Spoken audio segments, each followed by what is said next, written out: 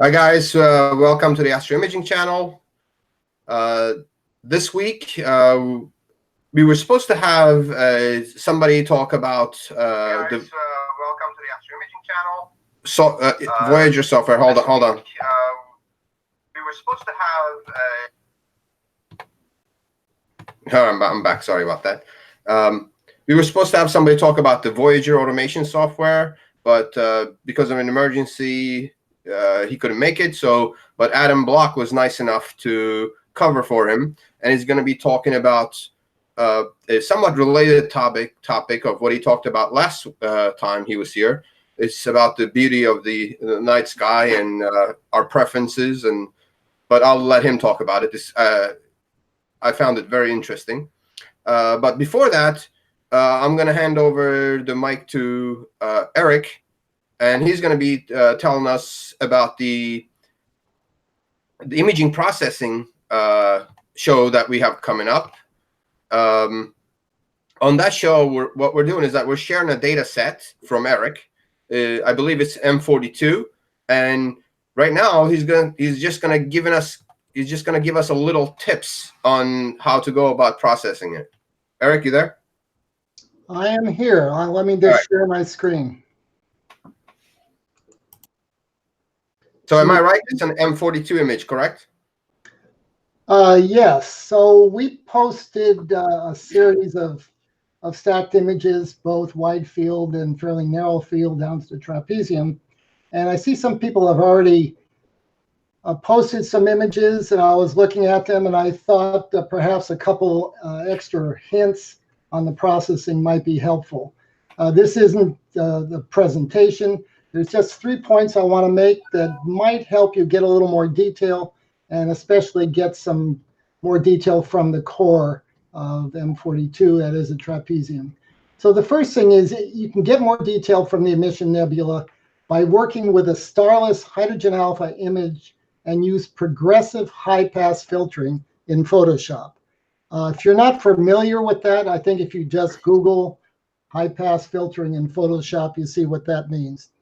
The other thing you'll have to do there is come up with a starless image, probably something else that you can Google and develop.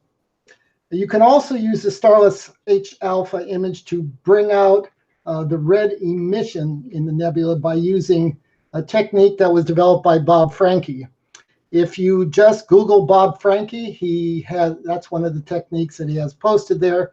And it really has to do with taking that starless image, making it into a color image, blocking out the green and the blue channel, and then using that red channel as a lightning layer. And what that does is that really brings up all those red emissions and use it as a layer in Photoshop, and you can then put whatever percent of that layer you want to as a lightning layer. And it really kind of makes the image pop. And the third thing is it is probably worthwhile to process the core completely as a separate image and then feather it into the larger image. And you have a couple of stacks in there that were very narrow field, where I took a bunch of images very shortly because that's a bright area, and then stacked those up. And you have HRGB. So if you process that separately, you can see the trapezium quite easily, and you see one of the images that I have up here on the right. And I would also recommend that. And then you have to have a technique to feather it in to the larger image, and you can do that either in PixInsight or you can do it in Photoshop. This one was done in Photoshop. And that's it. If there are any questions right now, I'll try to answer them. Otherwise, let's get on to Adam. I don't see any questions, and thank you for the.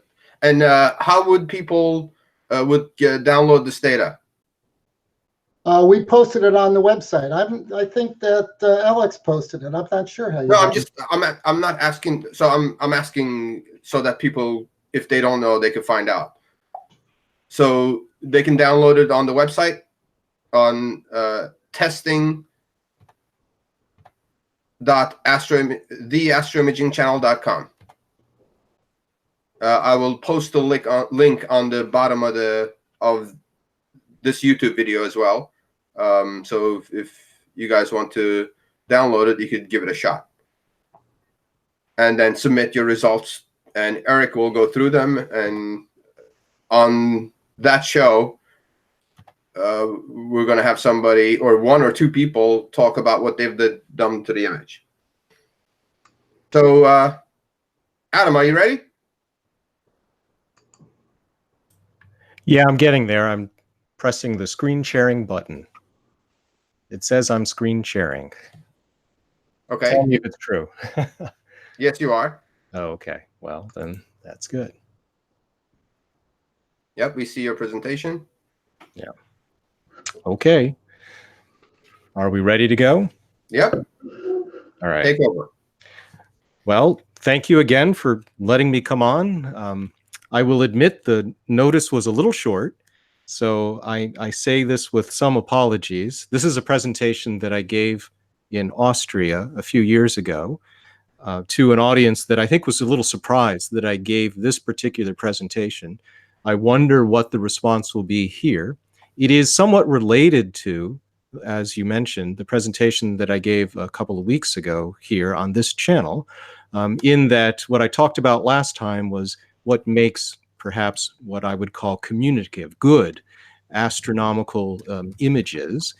This is a broader talk of what I would call a beauty of the night sky and elements of beauty that are powerful emotive qualities to images, especially space images. And so I'll talk about that. And this particular talk is only a subset of kind of this larger essay that I wrote on the topic. So that's the genesis of all of this kind of information. And hopefully this talk will just kind of only enhance what I spoke to last time. And perhaps this one is going to be a little more provocative. So I say that, of course, there's always some risk, but why not take risk? You only get to live once, right? So be a little risky here. So the talk then is different than ones that I typically give, and it is actually an area that strays from my area of expertise, in that here I don't present a particular technique for creating an image. Instead, this talk concerns the nature of being an artist of astrophotography. If nothing else, I argue that understanding your motivations as an artist and likely the responses of your viewers to your art, it focuses your technique and improves your ability to express those things that you want to communicate. Now, and I don't know how many people are familiar with, my background, but this talk comes from the elements of it anyway, come from kind of this philosophical theory of beauty that's born from my particular experience as a popularizer of astronomy.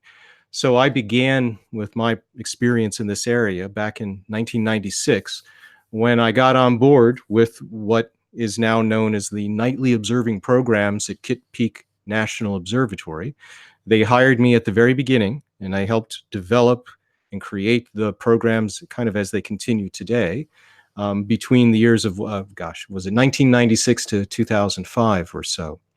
And those were presentations in which I spoke for 4 hours or 5 hours at a time and spent time with people at the telescope while they looked through the telescope and I explained the mysteries of the universe. In addition, of course, during that time, I also created special astrophotography type programs that allowed people to stay up all night long with me doing astrophotography. So that was one thing. And then later, I moved on and tried to develop something even bigger and better for the University of Arizona. I founded the Mount Lemmon Sky Center atop Mount Lemmon, just north of Tucson, Arizona, which continued in those ideas of public outreach through these kinds of very powerful presentations, as well as a continuing theme of the power of imagery in astronomy through the astrophotography. So the numbers here on the screen they're kind of a back of the envelope Fermi approximations of the kinds of the numbers of people or numbers of nights or numbers of things that go into my experience. But it's part of this experience in which I get to appreciate certain patterns. Certain things seem to repeat themselves over and over with the people that I interacted with, and so that was kind of the meat of this idea. So what I learned about was the way in which people respond to the night sky. The night sky is inherently beautiful to us, and it can move us dramatically. I believe that this is a fundamentally human response, and I'd like to offer some explanations for why this might be. The fascination with the starry sky is ancient and ubiquitous. So let's begin by examining this concept of beauty in general, and then highlight a particular theory of it. So these are the elements of the presentation. And then I'll specifically give some examples of a night sky archetype that is repeated in astrophotography, specifically the astrophotography that we generally make. And then I also talk about this idea of contrast. It's a related theme in our astrophotography, and it has kind of a related history to it. So that's where I begin. But where I really like to begin is with a very personal anecdote, because I think it really highlights the power of the imagery itself. There was, this is probably 5 years ago, there was a time I was invited to speak at a particular event, and there was another speaker as well. And his particular area of expertise was on old or vintage astrophotography. This is, at the beginning of film, and then somewhat beyond in Hubble's time and things like that. And so we decided to have lunch together just so we could meet before we gave our individual talks. And I'd never met the guy, so I decided that I would bring some of my astrophotography, that is today's astrophotography, a couple of prints with me, so that I could, have something to talk about during lunch. We had a great lunch. We talked about all things astronomical. But what happened at the end of the lunch is what's interesting. Near the end of our conversation, one of the servers came over to us in the attempt to try to clear the table. And before even saying hi or anything else, he exclaimed quite loudly, he pointed at the table and he said, "That's sick. Is it real?" And what he was pointing at, of course, was one of the pictures of astrophotography on the table. In fact, the particular picture he was looking at, he was pointing at, was this one, a picture of Thor's helmet. And I think it really goes to say something about the pictures that, someone walk up to the table and just exclaim that out of nowhere. I mean, consider the fact that we're in an establishment that's eating food, right? You usually don't walk up to a table and say, "That's sick." Of course, in today's parlance, it's actually a very positive thing. It means it's cool or it's awesome. But why would he be so enthused by what he was seeing on the table? And the thing that I argue is that that requires an explanation. In these two sentiments, the sentiments of it being cool and then is it real, are two things that I often find I'm talking about as part of, astrophotography talks that I give in general. The second element there, that's the one that I usually cover. Is it real? It explains all about the detection of light from the detectors that we use, CCD cameras, and how you can create color pictures from them.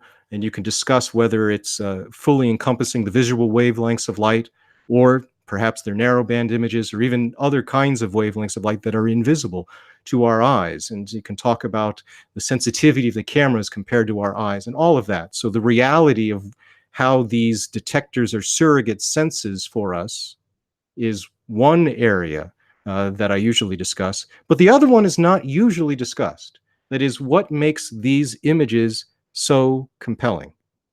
So the technical aspects and how it relates to the images, I mean, that's what's generally done. But the beauty of the sky is portrayed in images or sensed in person, away from city lights, or in my experience in general, this appears to be universal. This reaction to images, space images, seems to be something that's very powerful. Now, had those pictures on the tabletop been an underwater vista of, say, a colorful reef, or the canopy of a rainforest, or jagged floating mountains of icebergs, would the reaction been the same with equal frequency? So had they been any other picture, would I have gotten that same reaction? To really find out the answer, I could go around to eateries and place random pictures on tabletops and try to recreate the experiment. But I would argue that I don't have to do that. I would argue that space pictures in particular do hold a special place in terms of their power. And I think the experiment has already been done, performed on, say, social media platforms. Consider, for example, the international popularity of the Hubble Space Telescope pictures.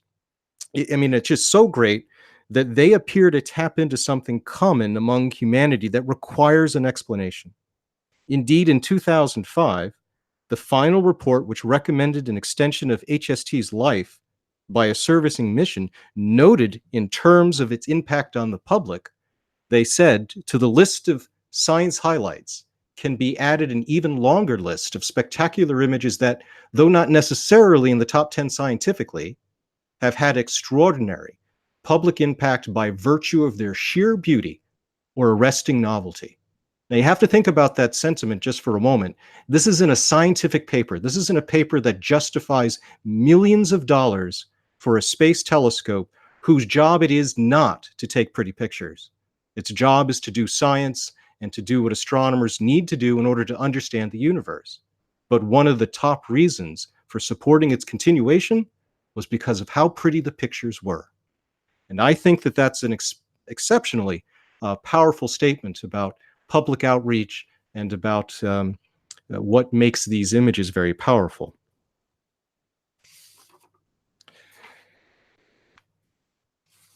Let me, I have a couple of notes here. So this idea of the beauty, the concept of the beauty of the night sky is one that I came across in a particular philosopher's talks. He has both talks on the internet, which I would highly recommend you see, or there is a book that he wrote, and his name is Dennis Dutton. So I'd recommend you look up Dennis Dutton and his TED Talk. And it's a really wonderful talk, and it does correlate with what I'm going to say, because I base much of my explanation here on what he had set up as part of his. I just found it entirely fascinating. So the concept of beauty that I want to go over to begin with is one that generally people would say it is entirely subjective. The experience of beauty being a subjective one in the eye of the beholder is a common concept that most philosophers would just hold to be, unassailably true. But these kinds of thoughts, especially woven together by many philosophers through time, many philosophers through time have considered the idea of what makes things beautiful. One of those being Kant, for example, from which I think Dennis Dutton points to for some of his thoughts. These threads of thought then are woven together by people like Kant and others, and they become rich tapestries made by these philosophers and subsequently influenced people like Dennis Dutton. So, there it is. The book is called The Art Instinct. That's the one that I would recommend you read. And basically, if you're just going to summarize his theory, he says it like this, and I don't want to change his words.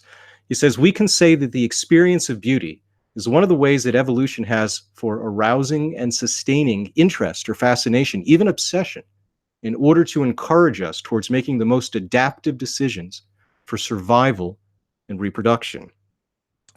Dennis's most famous example of this idea is based on what we perceive to be natural landscapes, or beautiful landscapes for that matter.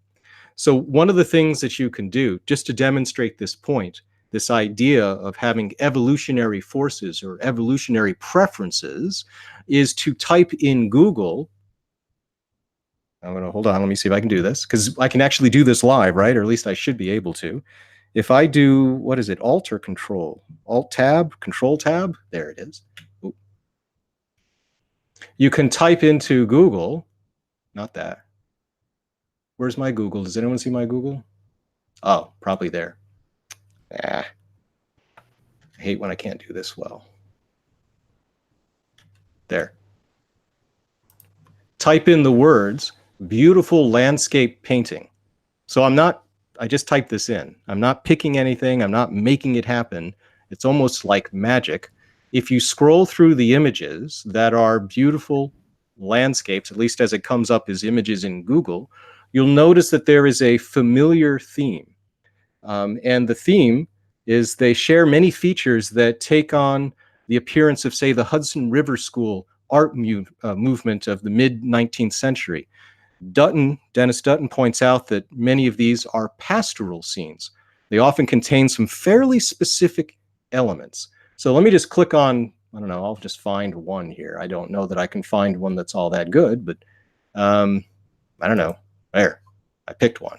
It's not necessarily the best example, but if you look at many of these pictures, they often have open spaces of low grass interspersed with thickets of bushes and groupings of trees. The trees often have low-hanging or forked branches. There's presence of water directly in view or evidence of water nearby in the distance. There's an opening in one direction to an unobstructed view of the horizon. Sometimes there's evidence of animal or bird life, and there's a diversity of greenery, often with a path leading off into the distance, inviting you to follow it. And just scrolling around these images, you'll notice that many of them have very, very similar kinds of features that are just like that. In fact, this is a well-studied area, and it is a cross-culturally agreed upon preference, if you will. You'll note that one of the things that I did not type up above is I didn't type, show me beautiful landscape paintings that don't have snow. You can scroll here for probably hundreds, if not thousands of images, and you will not see very many, if any, images that have snow in them. Of course, there are many people in the world that live in areas that have snow, and there's no reason that you couldn't have a beautiful, beautiful landscape with snow everywhere. But Dennis Dutton would argue you wouldn't generally see them because even people that live in the snow have perhaps this ancient evolutionary preference for not considering those the most beautiful landscapes. And the reason for that, of course, is that it may be this ancient echo of millions of years ago when our ancestors lived on the African savanna. It was at that time that you would seek out the elements of the landscapes that I just listed that contain the kinds of things that are necessary for sustaining life. So if you have that scene that has all the snow and ice in it, it may not have the elements of what you hope there to be in order to live for very long and comfortable periods of time. Let me see if I can go back. Current slide.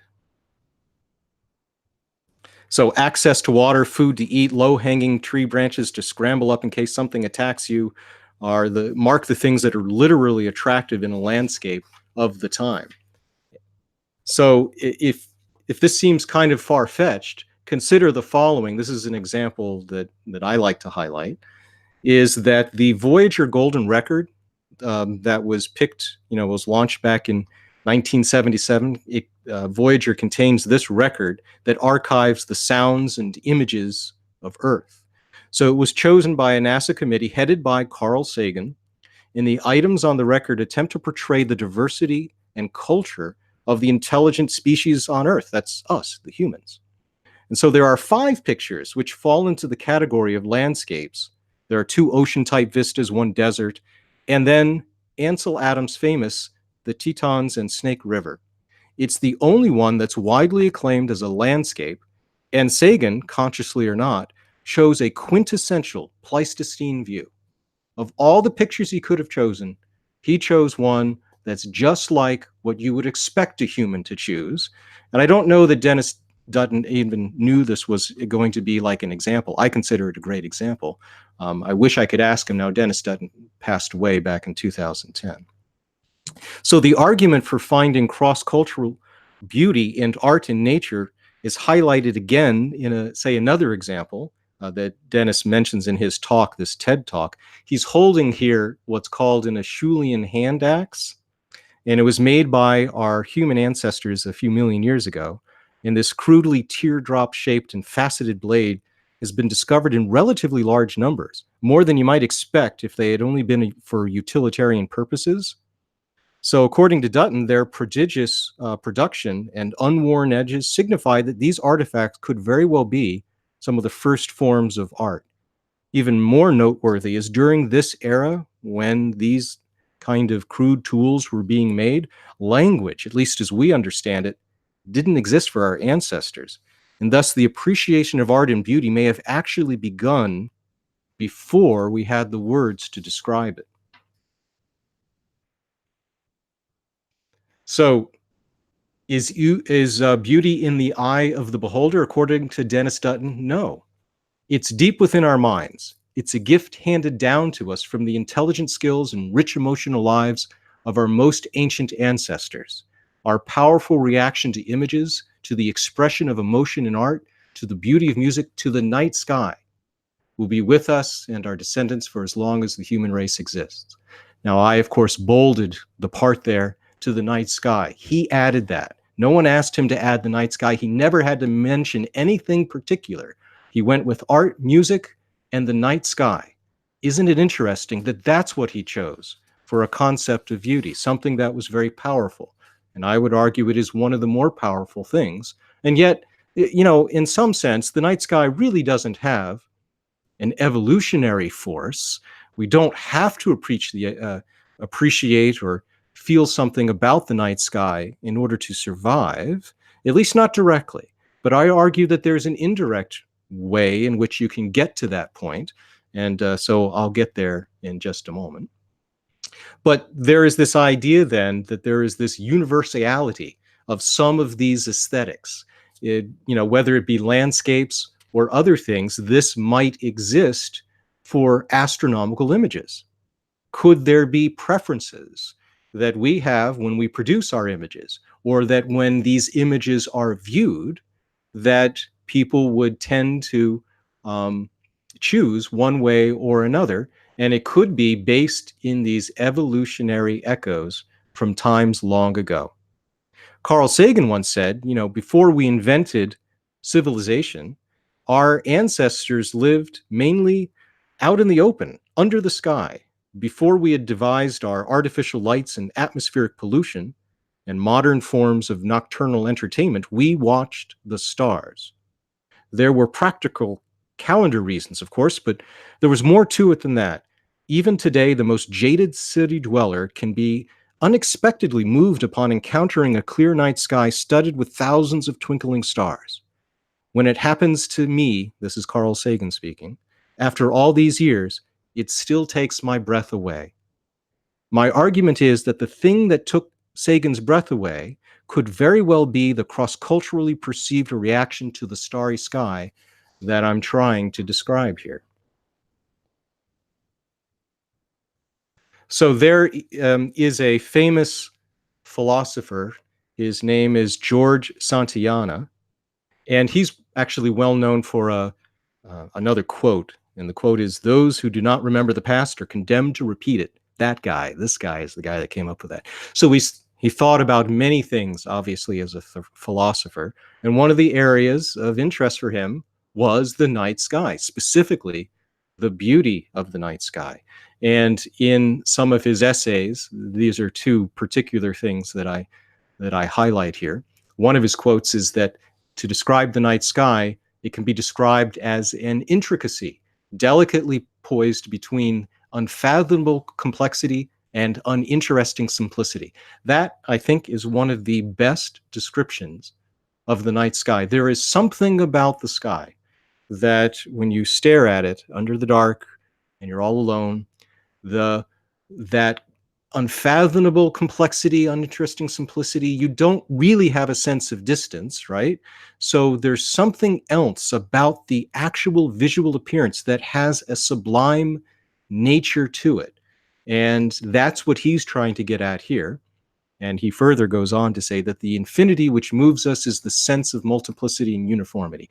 So this was his reason. Now, it's not mine. This isn't where I'm going, but this is where he went with as far as the kind of the nature of the beauty of the night sky. The sentiment then, you know, concisely paints the superficial view of a star-filled sky while deepening the mystery of why it should affect us so. In fact, just to give you some insight into his thinking here, and it's an important thing to consider, to most people, I'm quoting him now, "I fancy the stars are beautiful, But if you asked why, they would be at a loss to reply until they remember what they heard about astronomy and the great size and distance and possible habitation to those orbs. The vague and elusive ideas thus aroused fall in so well a dumb emotion that we're already feeling, that we attribute this emotion to those ideas and persuade ourselves that the power of the starry heavens lies in the suggestion of astronomical facts. But, he says, that's not it.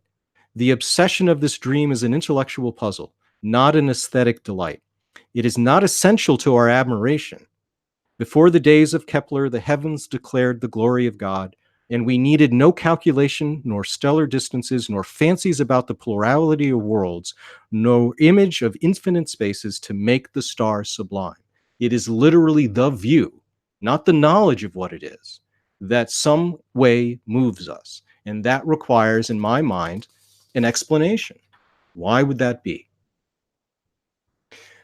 One really good example of, again, this idea that the night sky, these images, they have some power that requires an explanation, comes from a story by Isaac Asimov. This is a story called Nightfall that I'm sure that many people that are listening to this presentation have heard of before.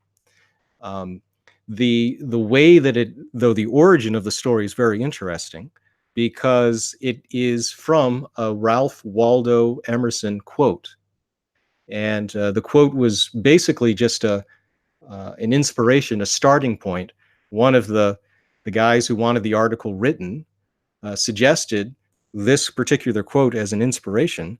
If the stars should appear one night in 1,000 years, how would men believe and adore and preserve it for so many generations, the remembrance of the city of God? Basically, he asked the question, if you had, never before seen these stars, and then you saw them all at once, how would that affect you? And the answer that one of the editors gave, one guy said, well, you couldn't describe it, right? Well, the editor said, you just go crazy. You would go mad. And that was the genesis of the story.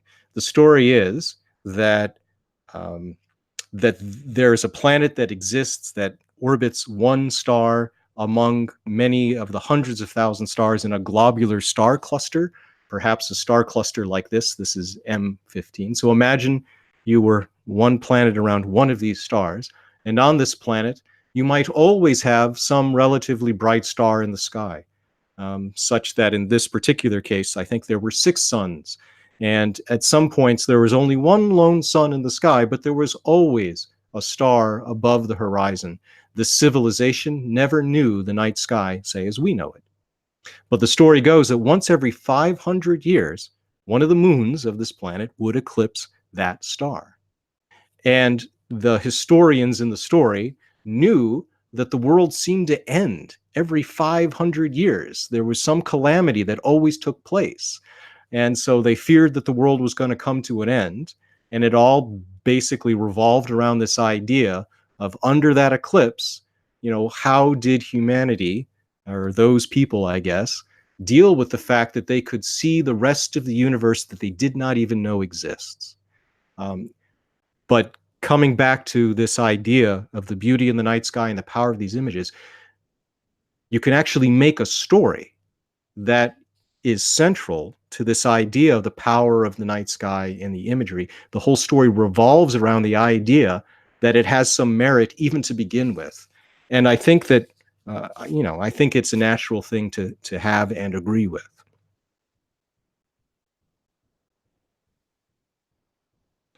So here's I think, what effectively is my main point. Let me be sure I got my main point here. Dutton's theory of cross-cultural archetypes in perception of beauty is basically contrary to what most philosophical discussions are on the subject. The crux of the theory that creates universality is innate preferences molded by evolutionary forces. So I call these things predispositions kind of like ancient echoes of encoded adaptive preferences that may or may not be useful today. But in the case of the night sky, my argument is that the strong innate physiological and psychological responses to the nighttime environment, they're the things that create a situation in which nature preferentially made our ancestors pay attention to the night sky. So millions of years ago, our ancestors used evolutionary adaptations to survive the night. And I suggest that it's this view of the sky that was reinforced not as a survival adaptation itself, but as a byproduct of those adaptations necessary to manage in the darkness. In few other activities do our bodies adjust so dramatically that our perceptions of the environment around us necessarily change.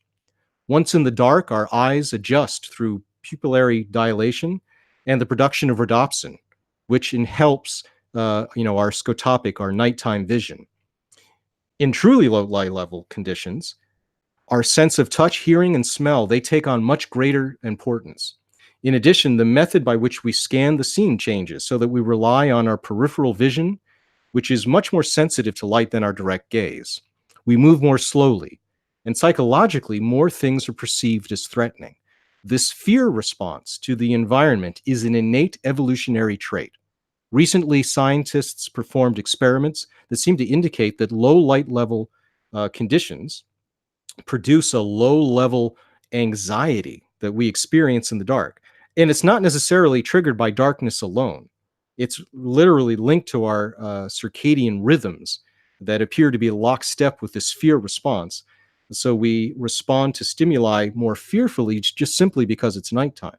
So there's a paper that's called Night or Darkness, which intensifies the feelings of fear. So there's a group of authors that wrote on this particular subject. So I call this idea of kind of being fearful and paying attention to the surroundings, it's a kind of hypervigilance. So in addition to the nighttime hypervigilance, we're also innately curious about our surroundings, which, benefited us long ago as tool makers and discoverers, and later as scientists. But these two taken together, a curiosity and a hypervigilance, set up a unique scenario in which our early ancestors were constantly in a state of heightened awareness to their surroundings in the dark, lest some creature or tribesperson or steep cliff do them harm. With our poor nighttime vision then as now, what was seen? Nothing more than the brilliant starry sky splattered against the impenetrable opaqueness of the night. Would not seeing this deeply etched archetype, this universally human night sky scene, still echo the visceral and perceptual experiences of our evolutionary past? It is this state of hypervigilance combined with curiosity that later generations felt and led to a fascination with the night sky as a strictly visual experience. And so a high contrast image with small stars is the signature feature in a night sky work of art that taps into the ancient echoes of a night sky response. Photographs or representations of the night sky that show the Earth's landscape with stars above are generally, preferentially, deemed to be more beautiful than other night sky images. In general, the more elements an image has with the real-world night sky as viewed like from the ground with unaided eyes, the more attractive the image typically becomes. And so that's basically the argument. But the argument I'm saying is that it has an evolutionary past, one like Dutton talks about, but in my particular idea, comes from this having to pay attention at night. I mean, literally, what was the only thing that was seen at night when you're surviving for the past millennia? It was the starry sky. I think that was etched into us at a very deep level in a way that, nowadays with city lights and whatnot, we don't appreciate anymore. But it was a big part of life for most of humanity's existence. So, having said all that, I might show pictures that look like this, where you want to imagine perhaps that you're not amateur astronomers, but instead you were just to show these two pictures, one of a landscape with the starry background and another that has a beautiful nebula, and you just showed them to people.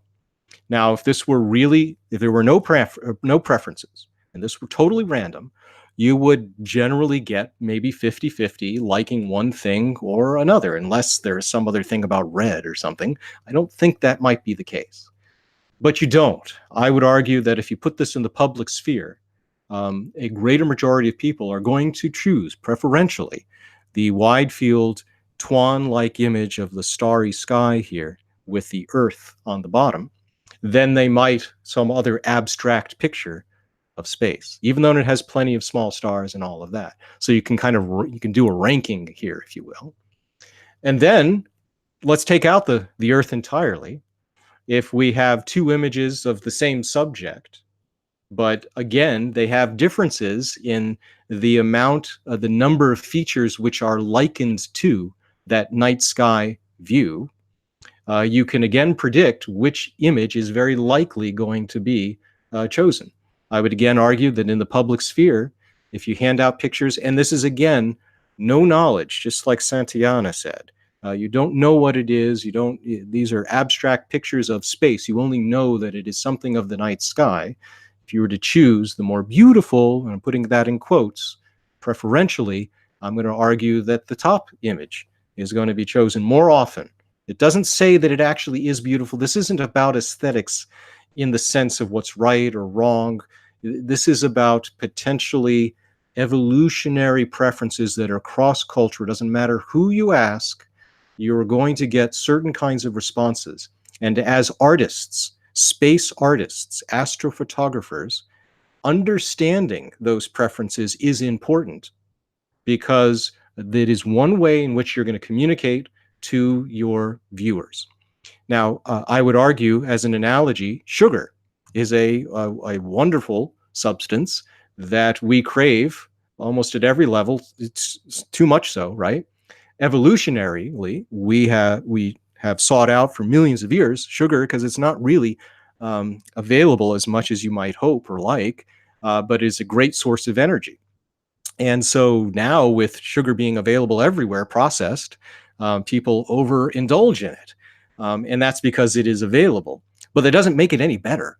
If you make a cake just because you put as much sugar in it as possible, that does not make it a better cake, I would argue. So understanding that there exist preferences, and yet you, in the course of making this art, you modulate, you modify those preferences in order to do something powerful with your imagery, that's where the art comes into play. But you got to know that the preferences exist. So one of the preferences that I like to highlight, and this is in the course of doing workshops with people, and this is kind of the first perhaps thing that you would encounter, is that you produce some image, you process an image on your computer, and one of the last things that you end up typically doing is choosing how dark to make the sky. And it is interesting, in the course of doing many, many workshops, most people choose a very dark sky, the highest contrast possible, without perhaps black clipping, the very information that they would hope to display in their image, but usually very, very dark. And then it is learned. It becomes a skill to understand at what level do you really want to make the sky so that you're showing a little bit of the noise and you're showing as much of the information that you have gathered in your data. But in the beginning, people who don't have that experience and don't have that appreciation yet go with what they feel in their gut. And in their gut, I argue that most people feel the higher the contrast, the darker the sky, like what you might see with your unaided eyes, is the most appealing view. And so that's what people generally do as the default. I've never seen in a workshop someone do the other direction. That is, produce an image and say, I like this view, the lower contrast view, the sky that has a gray background. I've never seen anyone do that. Everyone has always gone the other direction, and that requires an explanation. Now, one of the things I had a talk, some people might say, oh, it's just because they want to not show all of the problems with the images. I don't think that's it. I don't think that is it in general. In fact, if you were to show people images who didn't know the amount of information or errors that are in the picture or anything like that, again, I think preferentially to show people an image who don't know anything about astrophotography, the higher the contrast, the darker the sky, the more attractive the image is in general. So this idea of contrast then is one that is also has evolutionary roots, but it has roots in other areas, not just as in an appreciation of the night sky, because the contrast just in general can tell you something about your ability to be able to see the darkening clouds on the horizon, or something that's about to eat you in the bushes.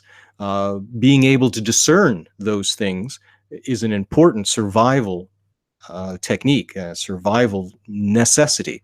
And so contrast in images in general is one that I think, again, has these cross-cultural evolutionary origins.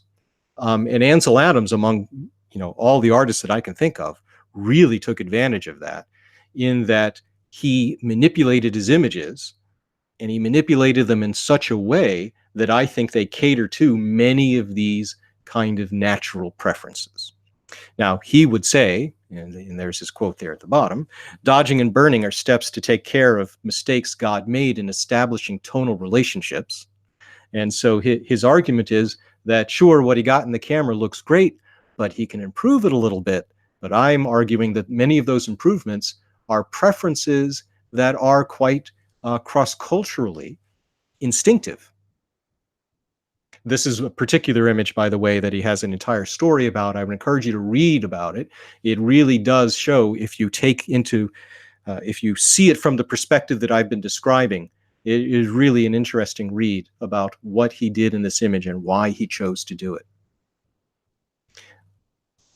Throughout in terms of astrophotography, this ever-increasing motion towards more and more contrast has been a common feature throughout all of time that people have been taking pictures of the sky. So David Malin, for example, produced early on a technique using film called photographic amplification, which takes an image that looks here on the left, and then after all of the adjustments are made, you get the image that is on the right. And the same is true with some of his techniques for unsharp masking, which I would argue is why his imagery later became just so popular, because it really does, again, cater to many of these kinds of preferences that we look for in the world around us. And to see them now being brought out in these kinds of images is what gave them a kind of power. I think one of the most interesting examples of this idea of preferential contrast is the very first images of the Hubble Space Telescope. The image on the left, the center of M100, if you were to compare that to most ground-based images of the time, even today, that is at a resolution that is equal to or even slightly betters what can be done from the ground. And again, if you were to show that image to someone who didn't know anything about resolution, didn't know anything about detail, would they think it was a terrible image? No. No, that's not it. The insult came to be later when you compare, to say the image of the much improved version. Then you can really see the difference. And the difference is really a matter of contrast. It's being able to see those small details. The image on the right, I think everyone would agree, is preferred compared to the image on the left. Doesn't have to be. I mean, so what that it's a little fuzzier and it doesn't have the contrast, but we have reasons to always choose higher contrast images. So this image, I think, is you could talk about this image ad nauseum, because it encapsulates basically everything that I've been talking about. It is not a true color image, but it contains those features that would make it such a attractive kind of engendering the sublime nature of what space holds for people. And so the image has small stars, because when you take a picture with a space-based telescope, you have diffraction-limited stars. So now finally, unlike all ground-based images with big telescopes, they can take images with small telescopes. They look great. You get nice small stars, but not with the big telescopes. Not until HST did you get large telescopes taking pictures of very high-resolution nebula and galaxies, and also had small diffraction-limited stars. That was one feature that helped. Now, on top of that, this particular image also has features which seem to echo things that we do see on the Earth. These might be like the Southwest hoodoos or some kind of sculptural rock kind of formations that you can find somewhere in the West. And so they do have that Earth kind of feature with the small sky features. This could not do anything but be an attractive image. And it was the perfect kind of thing to make as far as the showing off the capabilities of the Hubble Space Telescope and increasing public outreach for the mission of that kind of science. So the kinds of the kinds of tools that are often used to increase contrast include unsharp masking, deconvolution, digital development is another good one. And these are actually in order of what I would say have occurred throughout at least my life in terms of image processing. So in the beginning, 25 years ago, the main tool was unsharp masking, like David Malin. Later came a very nice algorithm called digital development. Deconvolution also, I guess, came about with the Hubble Space Telescope. One of the ways to take care of the fuzzy images was to, with software, algorithmically try to sharpen the images. Digital development, which is the one I was about to mention, is really an interesting one because that actually gives you a result in digital images that are very much like film, which shows you faint and bright details at the same time, again, catering to this desire for that contrast in images. And then becoming more current are high-pass filter techniques, and the latest and greatest things include multi-scale wavelet processing, all of which are this ever-increasing contrast management of images, especially in astrophotography. That being said, of course, coming back to Ansel Adams, just because you have all these tools, it doesn't mean that just using it makes the image better. That's just like adding sugar to the cake doesn't make it necessarily better. There's nothing worse than a sharp image of a fuzzy concept. And so I mentioned that obviously in the previous talk, whereas you want to use these preferences or at least understand that they exist so you can choose to take advantage of them or not in order to communicate, in order to tell the story that you want the image to show, the people the audience that you're showing it to. This is just an example for those that have just not seen deconvolution. I had this in my talk. So you go from an image that looks like this to an image like this. So it's a fairly subtle thing, but it makes for an improvement. Of course, coming across on the YouTube, in the compression that happens, it probably won't look that impressive, but it's the right idea. And I believe I showed this in the last presentation as well, but now you can look at the image from a different perspective. It's not just what it communicates, but it's instead consider the idea of where these preferences come from and what makes images then attractive to people in general, and look at the number of features that are like the night sky when looking at the images, and that might give you greater insight into why it might make you feel a certain way about an image, or why that particular image put in the public sphere might be deemed more attractive than any other kind of image. And as I showed, of course, in my talk last time as well, this is another example of contrast. But what I mentioned in the previous talk is that one of the things about going in one direction in terms of contrast compared to another is that there are these interplays. I can't think of the word right now, pro and con, where by increasing the contrast, you get more of the sharpness of that detail that you might be looking for, but it could be at the expense of other features that you might want to highlight. So my image on the left, I choose to highlight more of what I would call the diffusion of light that comes through, the attenuation of light that comes through these clouds of dust, where on the right, you get to see every little detail of those clouds of dust, but I think you might lose that depth cue from that attenuation of light that you get in terms of that kind of naturalness of the effect. And that is, for the most part, what I wanted to say in this particular presentation. So let me escape out of there. One thing I will mention, just as another source, if you are interested in this topic, there's another book, this one, that talks about, just so you know, I'm not making this stuff up. This is actually something that people discuss. There's a book that's called Picturing the Cosmos, Hubble Space Telescope Images and the Astronomical Sublime. It touches on a lot of what I've done, but she takes this, the author, Elizabeth Kessler, in another direction.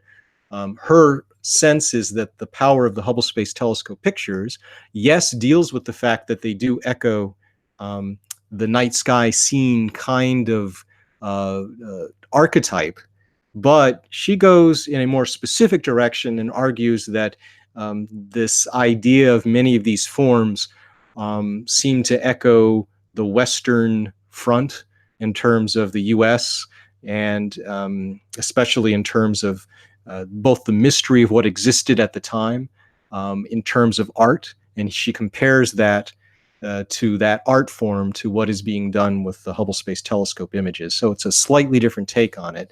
My take is a much more generalized one, which speaks to instead this idea of evolutionary preferences. And with that, I'll hand back the microphone. Great presentation, Adam. I mean, now that I listened to your whole talk, I don't think I disagree with anything you said. So it sounded like we had a little bit of controversy, but we don't. I agree with your conclusion. So yeah, I just think that, and again, I'm not saying that there isn't a particular formula. It's not just like you can shrink your stars or you can do, put mountains in your picture and it's going to make it more attractive. That's not the way it works. But just as people have preferences for symmetry, and there are preference, and these are cross-cultural. This is everybody. There are reasons for these kinds of preferences. But I believe that there are some that exist in this form of art. And just to understand what those are can be important. And I will give you one more example. I have, of course, had the fortune of having many of my pictures chosen to be astronomy pictures of the day. And of course, these pictures are chosen by actually two astronomers. And so their preferences ultimately determine which pictures are chosen. Now, pictures can be chosen for a number of reasons. Some of those reasons might be for educational purposes. Something might be contemporary. There is something going on right now. And then there are just the pictures that are what I would just call a pretty picture. And what you discover is, of course, that these two astronomers, they themselves have different preferences. And I was fortunate to have a conversation many years ago with one of them, and he described what his preferences were.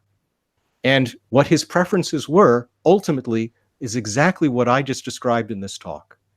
Small stars, high contrast, with the object that has a prominent kind of view in the field, so on and so forth. And unfortunately, that particular preference is not one that you get with a relatively large telescope from the ground. Because from the ground, when you have the plate scale large enough, your stars are quite large. And there's nothing you can do about it. It's just the way that the images are. You can either have wide field images that seem to take on many of these night sky features, or you can have a space-based telescope, again, that does it.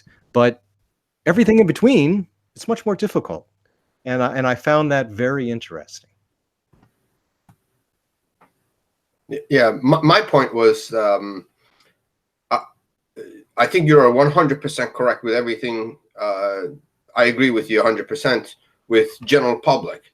My point was that there may be a little bit differences between maybe people who are watching this or people who are in this room might have a little bit different, like for instance, the background. Like I would prefer a lighter background because not because I guess what I think is better is just because I look at it in a different way. Right. I'm not looking at it as a beautiful picture. I'm looking at you. When I look at that picture, I'm actually looking at what you have done as a processor. Right. So, right.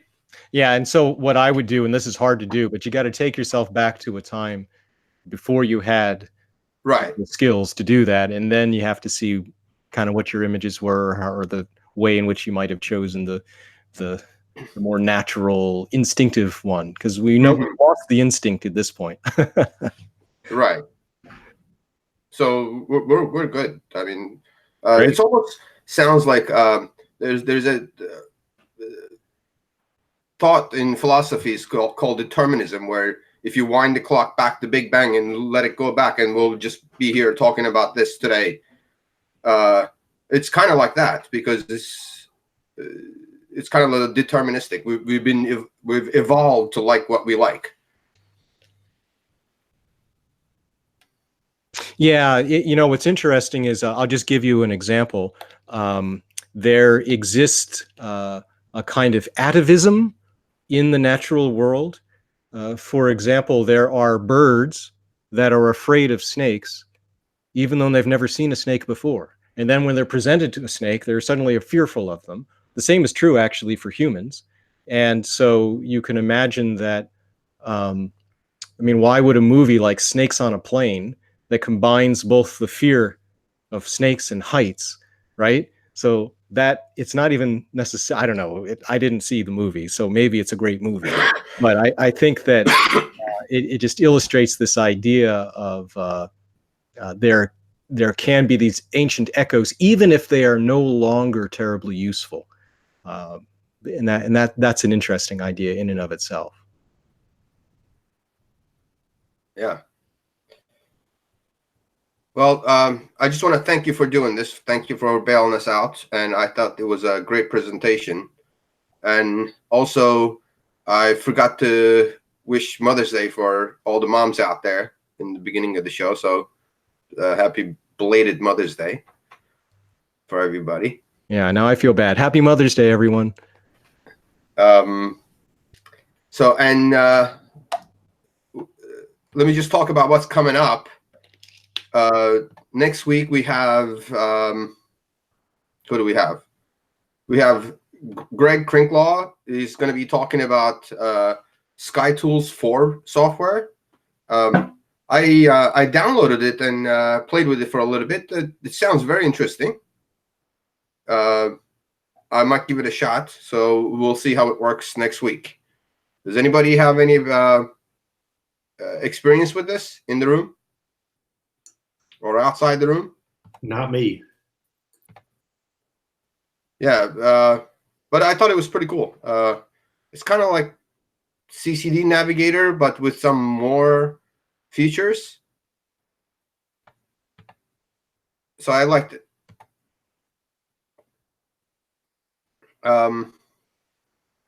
So I guess that's it, right, for this week?